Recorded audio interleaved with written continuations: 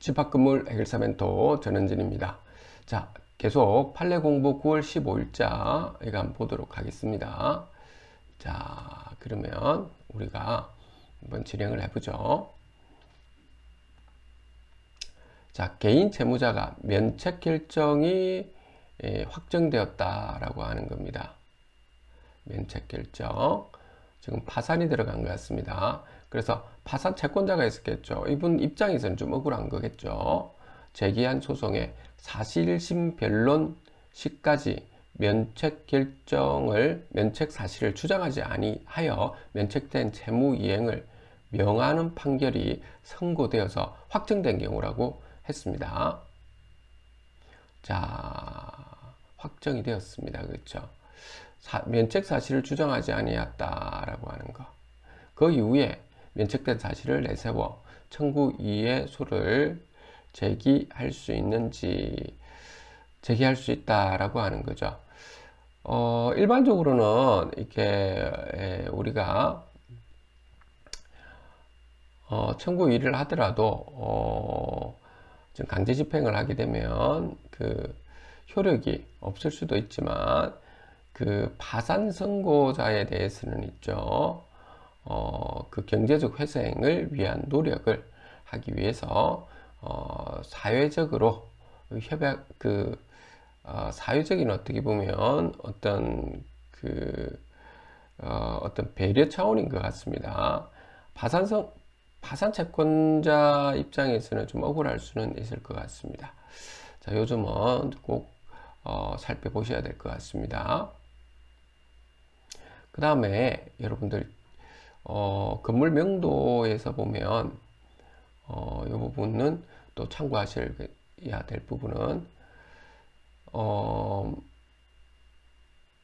여기 고의로라고 되어 있습니다. 고의 재산 목록을 기입하지 않았다 라고 되어 있고 상속인이 상속 재산을 얹이겠다라고 하는 거. 그 다음에 사회할 상속 채권자를 그 사회할 의사가 있는지 필요로 하는지, 의사가 있을 것을 필요로 하는지 여부인데, 그렇죠. 채권자를 사회 의사가 필요로 하는지 여부, 이런 거. 채권자 입장에서는 뭐 이런 경우에는 사회 취소라든지 그 언닉을 했기 때문에 손해배상이라든지 이렇게 할 수 있는 거죠. 다만 한자 증명 책임이 누구한테 있다? 주장하는 측, 즉 채권자한테 있다라고 하는 겁니다. 자, 이 부분만 좀 알고 있으면 되겠습니다. 그리고 구체적인 거는 여러분들 이렇게 읽어보시면 되겠죠. 자, 넘어가겠습니다. 상식적으로 여러분들이 한번 살펴보면 되겠습니다.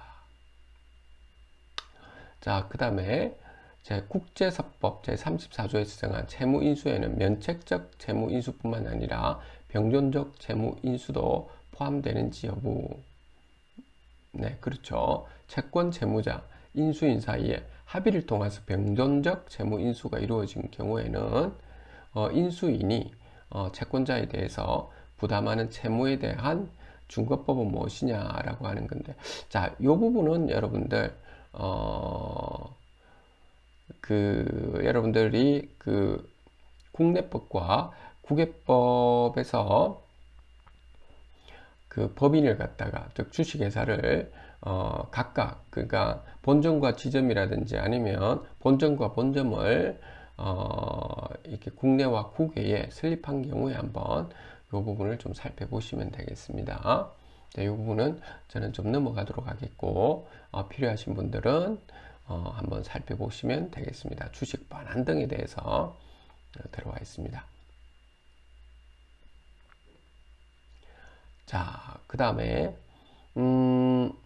여기서는 보면 여러분들이 손해배상과 관련된 부분입니다. 손해배상. 여기 여기 보시면 정권 취득자라고 해놨습니다. 사업보고서 제출 당시에 주식회사 대표이사에게 사업보고서의 허위기재 등으로 입은 손해의 배상을 청구하는 경우에라고 하고 해놨습니다. 그러니까 대표이사가 사업보고서 허위 기재했다 이건데, 사실은 대표이사가 아니고 그 직원들이 했다고 하더라도 책임을 지게 되는 거죠. 그리고 상당한 주의라고 하는 이 의미가 무엇인가라고 하는 겁니다.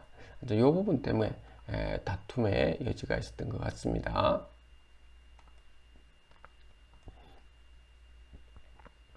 자, 대표이사가 다른 대표이사나 그 업무 담당 이사의 업무 집행에 관한 감시 의무의 내용, 대규모 회사에서 대표이사와 업무 담당 이사가 내부적인 사무 분장에 따라서 각자의 전문 분야를 전담하여 처리하는 것이 불가피하다는 사정만으로 대표이사가 다른 대표이사나 이사들의 업무 집행에 관한 감시 업무를 면하는지 면하지 않는다라고 하는 것. 그러니까 대표이사도 업무 집행 감시 임무를 충분히 소홀히 하여서는 안 된다라고 하는 겁니다.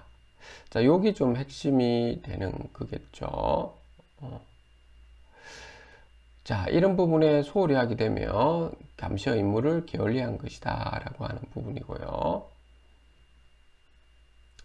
그 다음에 증명 책임은 누가 한다? 손해배상을 책임을 면하고자 하는 이사, 즉 대표이사라든지 이사들이 해야 한다. 자, 이런 부분이 나와 있습니다. 자, 이것도 여러분들이 어떻게 보면 여러분들 입장에서도 당연하다 생각하는 것이 있죠. 근데 당연하게 이거는 좀 나와 있습니다. 근데 이 부분은 제가 볼 때는 당연하다고 볼 수는 없는데 업무 처리하다 보면은, 그런데 제가 볼 때는 여기는 큰 회사, 대규모 회사다. 이 부분이 좀 관건인 것 같아요. 여러분들 기업 상장되어 있는 곳도 있죠. 여기 조금 엄격하게 한다라고 하는 겁니다. 자, 그 점을 좀 보시면 되겠습니다. 이게 자본시장과 금융투자업 관련돼서 좀 엄격하게 좀 봐야 되겠죠. 네. 자, 이것도 여러분들이 필요하신 분들이 한해서만 다음 쭉 읽어보시면 되겠습니다. 자, 넘어가도록 할게요. 우리 집합 건물과 관련된 내용들은 좀 나와 있지가 않네요. 이번에는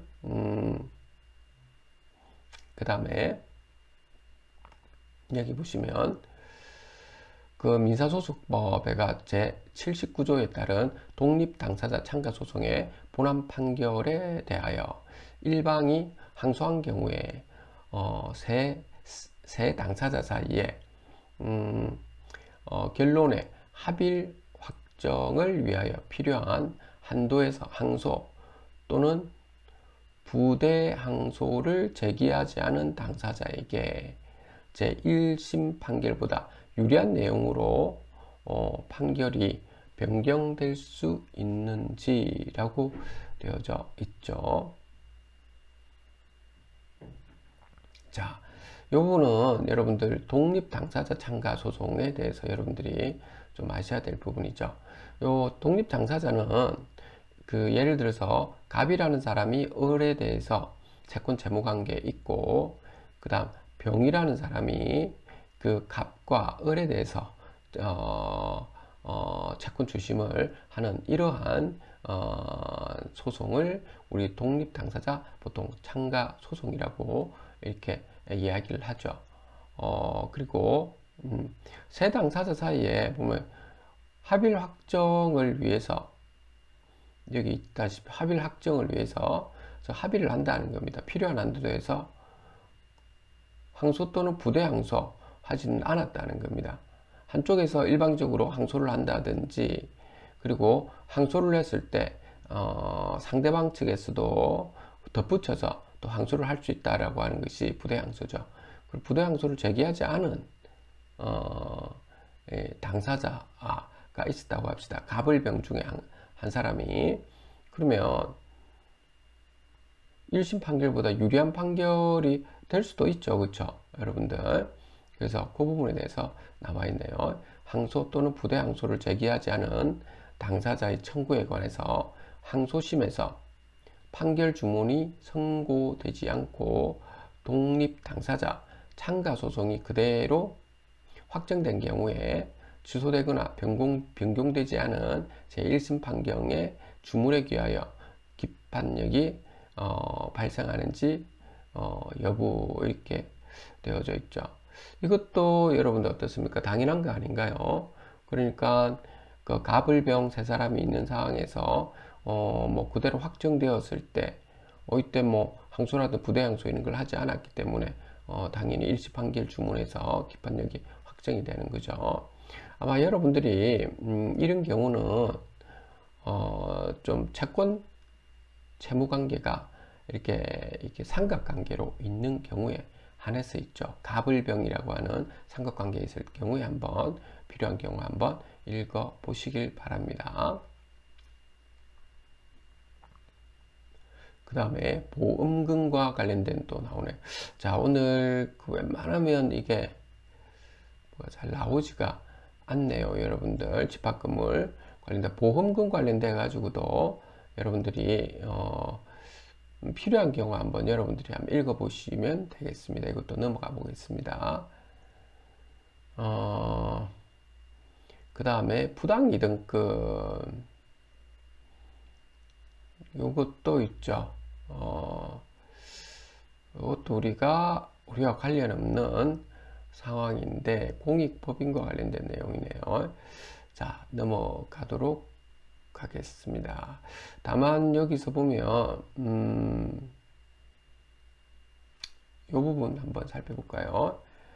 자, 의사인 갑이 있습니다. 뭐가 한번 봅시다. 의사인 갑이 재단법인과 을법인이 개설한 병원에 관해서 경영 위탁 계약을 체결한 후에 직접 진료도 하면서, 자, 진료도 하면서 있죠. 병원을 운영하였다라고 했을 경우에 그 의료법 제33조 제10항에 이렇게 위반해 무효인지 문제된 사항입니다. 법인의 명예를 빌려주는 것을 금지하는 것. 그런데 이 부분은 의료 행위를 하고 있는 상황에서 그렇기 때문에 여기에서는 있죠. 약간의 좀 다툼의 여지는 있겠지만 경력 위탁은 그 실질이 의료법인 등이 다른 의료인에게 명의를 대여하는 것으로서 그 의료법 제33조 제10항에 위반하긴 하나 특별한 사정이 없는 한 의료원이 병원을 운영하고 질병치료를 위한 진료 행위를 한다는 사실에서 정상적인 의료기관과 본질적 차이가 있다고 보기 어렵고 이렇게 나왔습니다. 자, 그렇게 되기 때문에 현재의 반사회성을 지닌 것이라고 단정할 수 없기 때문에 무효라고 볼 수 없다라고 하는 겁니다. 그렇죠? 그렇겠죠? 자, 넘어가도록 하겠습니다. 자, 구상금 청구에 대해서도 소액 사건에 관해서 상고 이유로 할 수 있는 대부분의 판례에 상반되는 판례를 한 때에 요건을 갖추지 않았더라도 대부분이 실체법 해석 적용의 잘못에 관해서 판단할 수 있는 경우. 자, 실체법이라고 하는 것은 여러분들 민법이라든지 형법이라든지 행정법이라든지 뭐 이런 것입니다. 그런데 반해서 절차법이라고 하는 것은 그 민사소송, 형사소송, 그 행정소송 이렇게 그 절차와 관련된 것이 되겠습니다. 네, 여러분들 필요한 분들은 이거 보시면 되고요. 실체법 우선이 됩니다. 절차법보다. 자, 이거 손해배상인데 국가배상법에 대해서도 나와 있습니다. 필요한 경우에 여러분들이 한번 살펴보십시오. 자, 집합건물과 관련된 내용들이 많이 나와 있지 않아서. 자, 그 다음에 재산분할이라고 되어져 있는데 이혼으로 인한 재산분할 청구권이 채권자 대위권의 목적으로 될 수 있는지 여부 이렇게 해놨습니다. 그 채권자를 대신해서라고 하는 건데 이것은 있죠. 당사자 사이에 그냥 재산 분할을 하는 것이지 대의를 할 수 있다 이런 사항은 아니겠죠.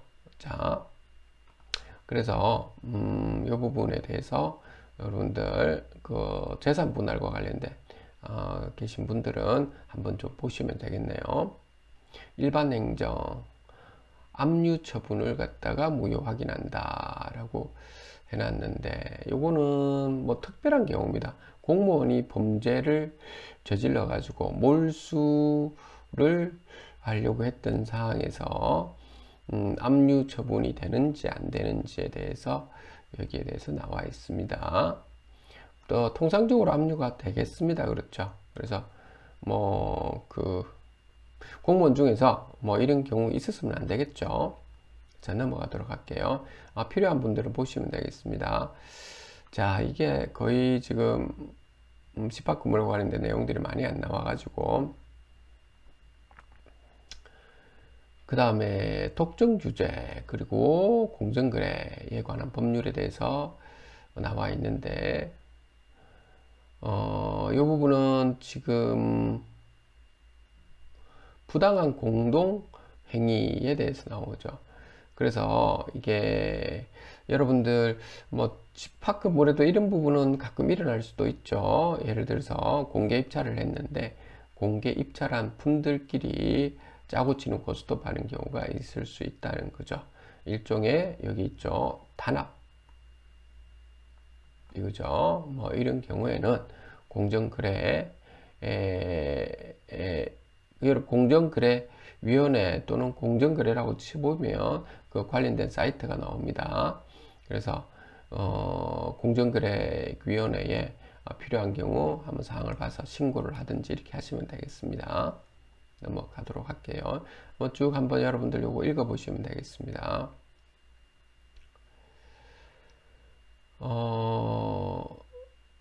자, 이거는 좀 행정행위인데 처분에 해당하는 것인지에 대해서 좀 나와 있네요. 그래서 처분이란 무엇인지 이렇게 쭉 행정작용에서 나와 있으니까 뭐 행정법과 관련돼 가지고 여러분들이 뭐 구청이나 이런 곳에서 여러분들 나름대로 좀 처분이 되어졌다든지 이랬을 때 억울하다라고 한 경우에 여러분들 이걸 좀 살펴보시면 되겠습니다. 자, 조세 부분입니다. 조세 부분에서는 법인세 등 부가처분 취소라고 하는 부분입니다. 뭐 이 부분도 있죠. 여러분들 그 법인세를 뭐 신고를 제대로 하지 않았든지 해서 여기 가산세 부과된 사안에 대해서 이제 여기에 나와져 있습니다. 그래서 필요하신 분들은 한번 보시면 되겠고요. 여신 전문 이렇게 나와 있네요. 자, 요거는 넘어가 보도록 하겠습니다. 이것도. 그래서 여기 또 하나는 법인세에 관련돼 가지고 감가상각의 의미, 상각자산이 무엇인지라고 하는 것들요. 그 다음에 여기 보시면 개발비로 계상하지 않은 경우에는 감가상각을 취득하였다고 볼 수 있는지 없다라고 하는 건데, 요걸 가지고 나오죠. 그러니까 여기 좀 엄격하게 우리는 조세법은 들어가기 때문에 여러분들이 이런 부분을 좀 미리 고려하셔가지고 하셔야 될 겁니다. 그 다음에 여기 보면 형사사건이네요. 형사사건은 변호사법 위반이라고 되어져 있죠. 그래서 그 부분에 대해서 나와 있고요. 명예훼손 모욕이라고 나와져 있는데 공연성 뭐 이렇게 좀 나와 있죠. 고의성 뭐 이렇게 나와 있습니다. 여기서 여러분들 자 요거만 좀 보시면 되겠네요. 자 요거 공연성의 전부라고 하는 것은 발언자의 상대방, 발언자와 상대방 또는 전 피해자 사이의 관계나 지위, 대화를 하게 된 경위와 상황, 사실 적시의 내용, 적시의 방법과 장소 등 행위 당시의 객관적 사정에 관한 객관적 사정입니다. 주관적인 것이 아니고, 자, 심리한 다음에 그로부터 상대방이 불특정인 다수인에게 전파를 했다는 것이죠. 요거는 좀 문제가 될 수가 있다라고 하는 거고요. 여기서 이제 요 부분과 그 다음에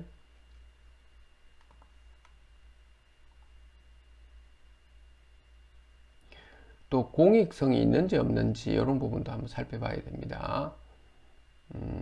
공익성. 그래서 여러분들이 이게 명예훼손 관련된 거는 공익적이냐 공익적이지 아니냐 이것까지도 한번 같이 한번 살펴보도록 하시면 됩니다. 그 공익성이 있으면 일반적으로는 뭐 이게 명예훼손이 되지는 않을 겁니다. 그런데 공익과 관련 없이 있죠. 이간질 시키는다든지 사람을 헐뜯는다든지 이런 경우는 명예훼손이 될 수가 있는 거죠. 자, 그 다음 사기와 관련돼서 나와져 있네요.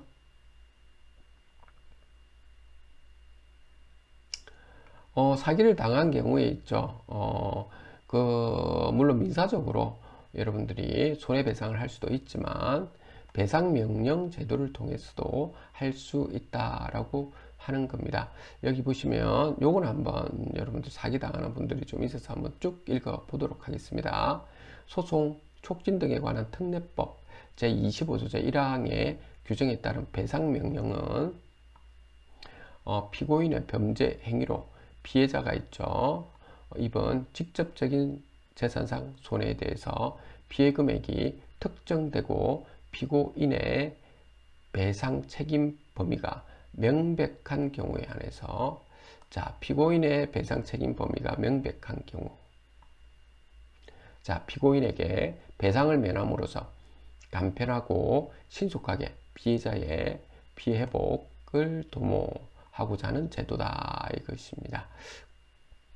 그래서 자, 이런 부분요.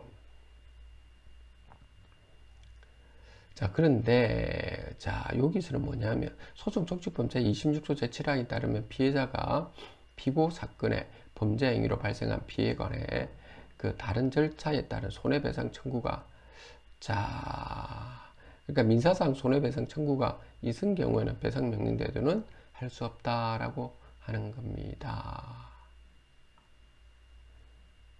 그러니까 이 부분은 좀 알아두시면 좋겠습니다. 자, 아동복지법 아동에 대한 음행 강요, 매개, 성희롱 참 이런 걸로 좀 있을 수는 없는데 좀 이런 경우도 좀 많네요. 아이고 죄송합니다. 자, 넘어가도록 할게요.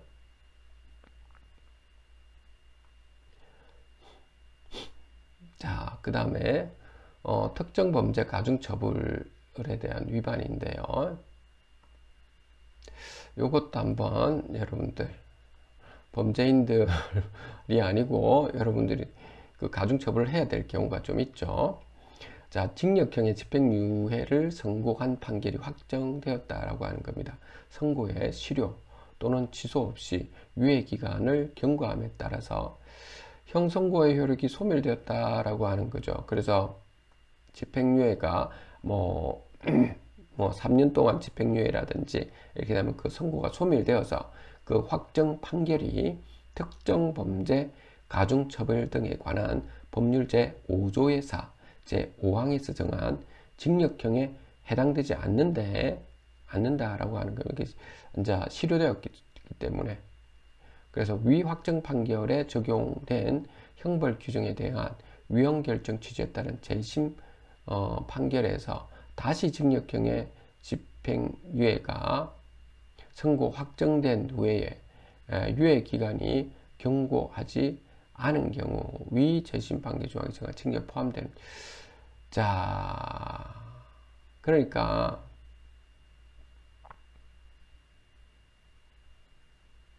이게 지금 확정이 되었고 난 뒤에 지금 위헌 결정 취지했다는 재심 판결에서 이게 그 확정이 되었다 하더라도 있죠.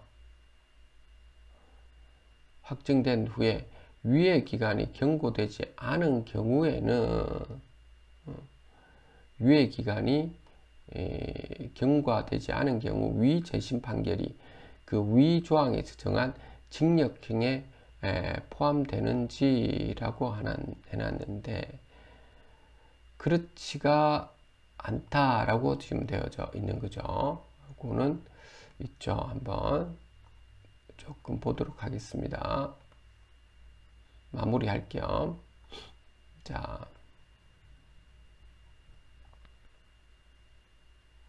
요건 한번 보죠.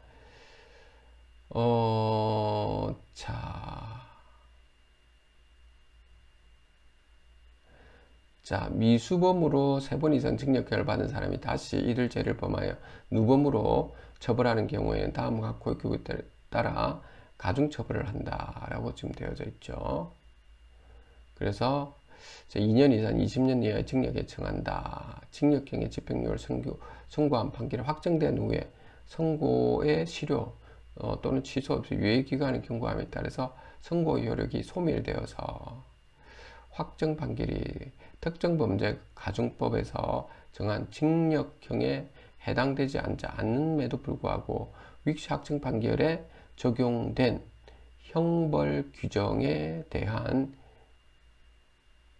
유형 결정 취지에 따른 재심 판결에서 다시 징역형의 집행유예가 선고 확정된 경우에 유예기간이 경고되지 않은 경우라면, 그러니까 유예기간이 경고되지 않은 경우라면 특정 범죄 가중법 제5조의 제4, 제5항의 입법 취지에 비추어서 위 재심 판결은 위 조항이 승한 징역형에 포함되지 아니한다라고 하는 거죠.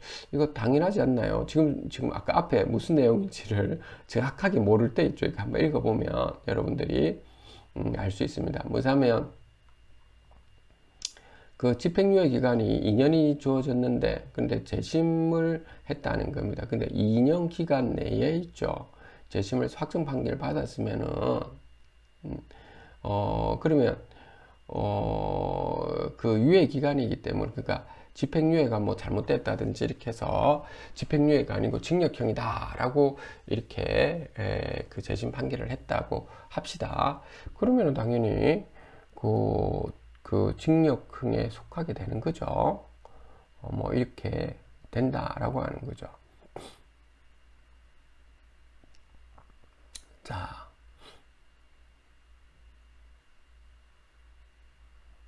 근데 그렇지 않다면 그러면은 그런데 만일 특가법에서 구성요건에 포함하지 않던 징역형의 집행유예 전과가 재심 절차는 겹쳤다는 것만으로 특가법의 징역형을 받은 경우가 포함된다면 헌법에 위반된 형벌 규정에서 처벌을 받은 피고인으로 하여금 재심 청구권의 행사를 위축시키게 되거나 검사의 청구로 인해서 재심 절차가 개시된 피고인에게 예상치 못한 부당한 결과를 초래하게 될 것이고 강제하게 될 여지도 있다. 그러니까 지금 여기서 결과적으로는 우리가 보면 여기서 이야기하는 바가 뭐냐면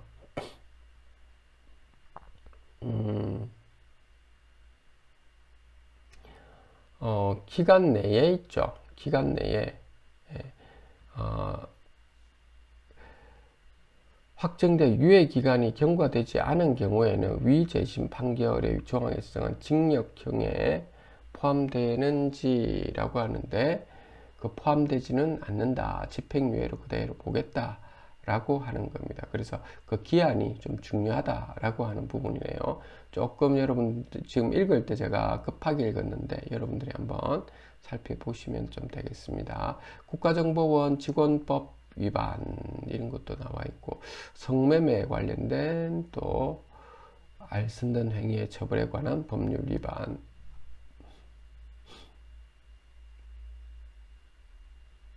이런 것들요. 여러분들이 이런 것들 좀 한번 보셔야 됩니다. 참고적으로 이것도 성매매 알선법 이런 것들 위반이 그러니까 그 성매매 알선 등 행위의 처벌에 관한 법률 이런 것들요. 나중에 필요할 때가 있을 겁니다. 물론 뭐 이런 것들은 여러분들은 뭐 이런 거 하지는 않겠지만 그 다음 도로교통법 위반에서 엄수 측정 거부 이런 부분요. 필요하신 분들 정보통신망 이용 촉진 및 정보보호법에 관한 법률 위반 명예훼손 사이버로 인해서 명예훼손이 일어난 경우에 대해서 또 나와져 있네요. 여러분들. 공공의 동기와 목적 이 부분도 자 피고인의 주요한 동기와 목적이 공공의 이익을 위한 것으로 볼 여지가 있고 이 부분이 굉장히 중요하죠. 자, 그래서 단지 비방할 목적이 아니다 라고 하는 겁니다. 자, 오늘 여러분들과 함께 여기까지 봤는데 이렇게 집합금물과 관련된 내용들은 좀 나와 있지는 않습니다. 그렇지만 상식 차원에서 여러분들이 판례 공부는 꼭 여러분들이 한번 쭉 책 읽듯이 한번 봐주시면 여러분들이 상식도 풍부해지고 다음에 어떤 사건이 발생했을 때 여러분들이 어떻게 전략을 잡아서 실제 소송을 할지를 볼 수 있을 겁니다. 오늘 여기까지 여러분들과 함께 하도록 하겠습니다. 감사합니다.